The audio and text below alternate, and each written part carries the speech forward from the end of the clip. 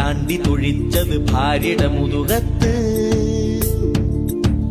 പട്ടയടിച്ചു കിറുങ്ങിയ നേരത്ത്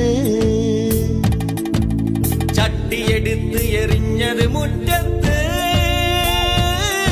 ആ ചട്ടി പതിച്ചൊരു പട്ടിട മയ്യത്ത്. ചെത്ത് കഴിഞ്ഞ് വരുന്ന വഴിക്ക് കള്ള് കൊടുത്തത് ജല്ലപ്പൻ. ഉടുമുണ്ടും തലയിൽ കെട്ടി തിരുവാതിര ചോടും വെച്ച് കടവാവല് പോ